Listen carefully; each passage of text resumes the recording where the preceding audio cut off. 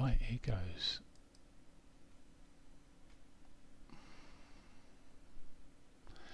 Good morning, welcome to Morning Outlook. This is Kim speaking on Thursday, the 9th of September. So what we've got in store today is just run through key factor or key news today is the ECB meeting. We've got monetary policy statement coming out at 12:45, and then probably more important is the press conference at 1:30. But we'll see if there's any changes in that policy statement, which will be key.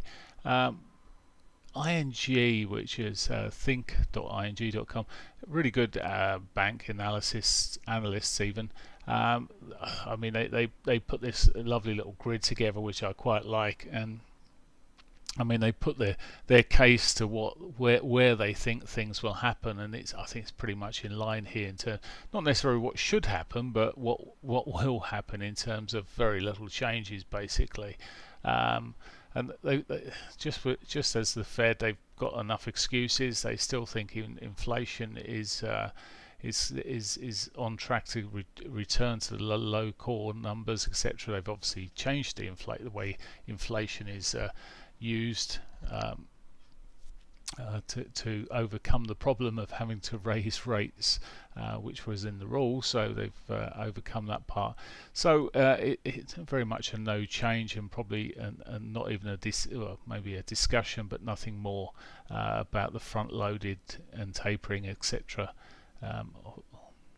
So that's where we sit, or where we're likely to sit. Change wise, I don't take a lot of notice of the price area. It sits around about 118. Well, that wouldn't be too much of a change from where we are at the moment. Aside of that news, or I should just bring that back for a moment. Aside of that news, we have Thursday crude oil inventories coming in a day late because of the bank holiday. So crude oil inventories at 4 p.m. UK time. And we've got a Bank of Canada governor speaking there at 5 p.m. now. I was expecting him to speak the day before, but there we are. I say the day before yesterday, but he's actually speaking at 5 p.m. I won't be sitting around waiting for that, but I expect that could create some volatility there. Right, that's that for now. Let's have a look at the Forex markets themselves. We have starting off with the euro dollar. The euro dollar finally found the 21.50, looking like it might have a little bit of a bounce. It's still got an untouched monthly pivot below, which could draw it down yet, but it does look like it's finally found a bit of support there, also into its weekly S1. The only thing I would say is it's just consolidating here. The more it consolidates around a low, the chances are it could roll over. You notice the pivots are all pinched. It's very, as I say, very consolidated. A breakdown here of 1810 maybe could see, as I say, that push down. The monthly pivot is just down there at 1790. Doesn't mean to say it'll stop there, but could draw it to some more. Also, there's the S1. Daily S1 sitting down there, so could be a reasonable draw to the downside. Of course, I'm saying all that, and then we've got the ECB meeting, which could send it going flying either way. Most likely consolidation and running into that meeting, but there may be traders that are offloading or positions beforehand.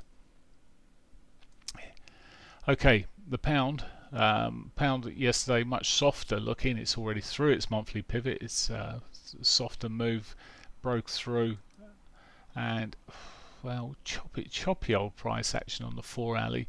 Lower highs, lower lows still sort of reading through there, but this is a mess we're seeing at the moment. Again, my preference in terms of reading this market is to the downside. So I'm looking at sort of lower highs coming through here, and well, we had lower lows here. Just see what it does from where it is now. Maybe a break above that sort of 37.90 area above these prior highs over here could see us pushing up some more, and it will certainly give us a higher low and suggest there may be a bit more of a bounce. So that's the pound, but at the moment I'm really looking to see if this morning, I know it's pushing up at the moment, but I'll wait and see if it breaks down. Looking day after day for the short side, it's not necessarily been a clean move into it either day. Yen, so dollar yen, surprising some people. It's been sort of there was an expectation and that this would continue, and it's not out of trend at the moment. It's higher lows, higher highs still sit there, but there is this movement in. Yesterday it looked very much at one stage that it was a typical risk-off day where we saw the dollar increase, strengthening I should say, and the other markets all sort of softening aside of the yen, which was also strengthening at that time.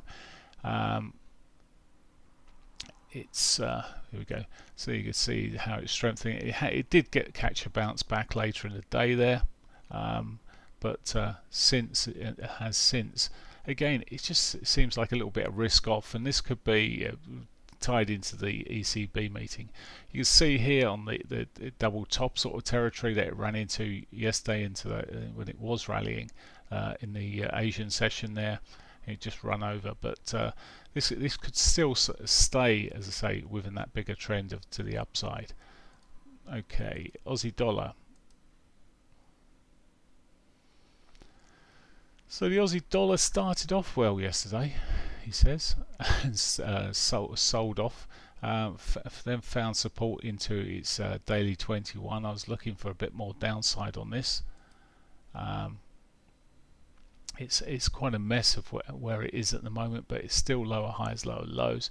Bit of a bounce going on at the moment, a bit like the euro to pound. They're all getting these sort of little bounces at the moment. We'll see where it goes post 8 o'clock.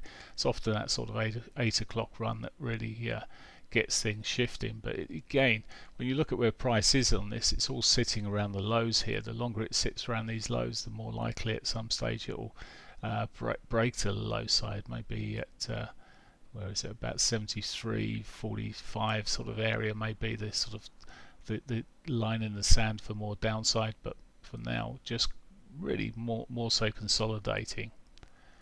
Canadian dollar, we do have a speaker later, of course, the Bank of Canada's governor speaking later, but at the moment still continuing to soften up here. Strange old price action yesterday when the news came out. In fact, barely anything really happened. We sat there in the trading room thinking, well, this might give us some sort of movement, and it gave barely anything at the time. I know you can sort of see this. This is the main bar, and it did eventually. It was about an hour later, really. It seemed like, no, it wasn't an hour later. It was in the same hour, but it took some time before it started moving up. Then all the markets seemed to have moved at the same time. It looked like it wasn't attached to the news itself. The news, when the news came out, as I say, it barely moved. It was in a very small trading range. Anyway, it has pushed up since, then corrected that, and is really sitting in its original movement. We see this a lot when nothing's really happened, where it's been pushing up and then just comes back and retraces. So there we are. Anyway, and then continues in its original route. That's the Canadian dollar. So looking bullish at the moment. See how it develops, but it's a US dollar stroke Canadian dollar, I should say, just to clarify. When I mean it's looking bullish, that's the dollar's looking bullish.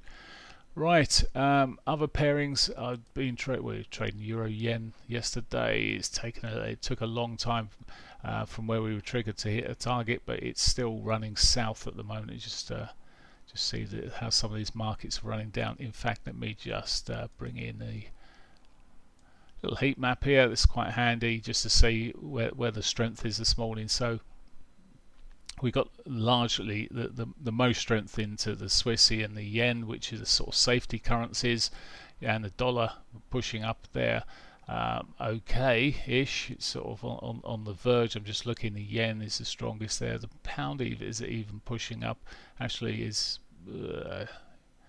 sitting around there in a stronger position at the moment, but it's an early shift.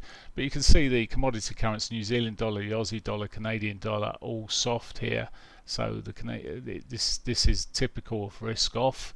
and this is, as I say, typical risk off here as well, with the money running into the safety currencies. Actually, just looking at this, the euro dollar at the moment is running the second strongest of the lot at the moment. So there we are.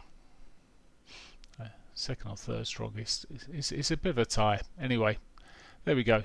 So it's where the currencies are sitting at the moment. So really pointing to that risk off, which takes us nicely to the other markets, which I'll come on to in a moment. Let's just look at the commodities first. Gold. Before switching, I was going to go to the equity markets. They're just opening, so I'll get a feel for those in just a minute. Gold pushing down south here at the moment. It's continued through yesterday. That monthly pivot looks like a reasonable target at this rate. It just looks like some softness coming through. Consolidation, breakdown, consolidation, maybe another breakdown due on gold at the moment. It's just, as I say, very slow, but seeing those movements that are suggesting downside, lower highs, lower lows.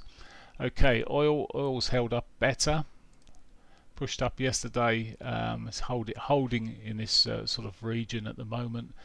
We do have news out later. It's trying to get even more bullish maybe, but consolidating where it is at the moment. I'm still sitting in a short position, but might get stopped on this occasion, but we'll see what happens. Just looking for the breakdown here.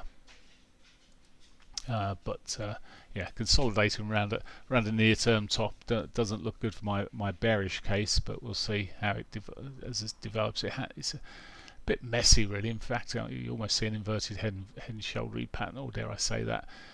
You might see a movement pushing back up, but consolidation is the word there. Right, okay, that's that. Let's go and have a look at other markets now. We can have a look at the equity markets. I'm going to just run through these as quick as I can. I'm on the DAX. We'll talk about the DAX as it's the 9th of September. Yep, I'm on the right day. So DAX starting off on the downside today.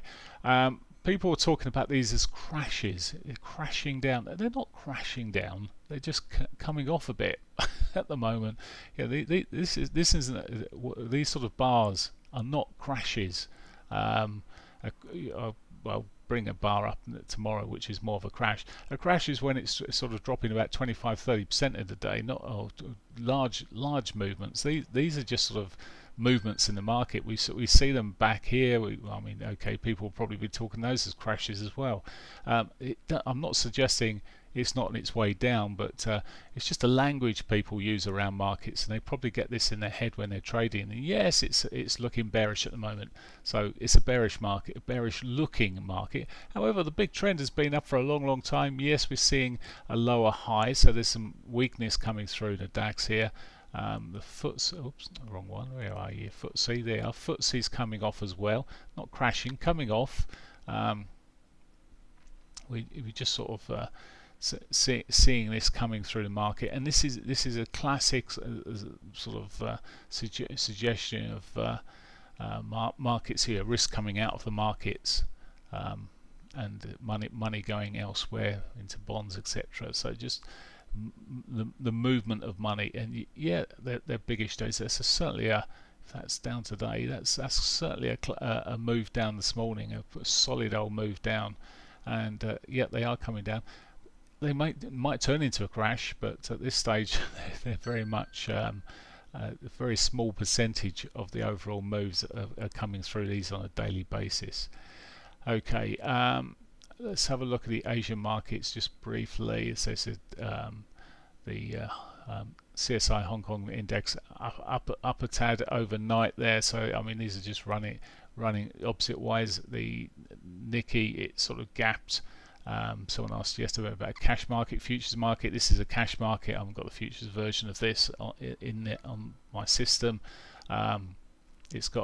It opens and closes. It's not a continuous, and it's physical stocks and not contracts. So you get these gaps in between where the market's closed. In between, when you get give you the CAC, for example. There's the CAC. That's the cash market. You get all the gaps in it, but we can find a futures version of the same market, and there you go, all smooth, all the gaps filled in, because it's a continuous market, effectively a futures market. Anyway, that's breaking down. Talking of the CAC, the other European market, I didn't catch this. This is breaking down. It's broken my trend, and yeah, it's certainly looking, as I said, it looks probably the bearish of the markets in terms of its bigger price action and what it's doing, and may have the greater opportunity for more downside.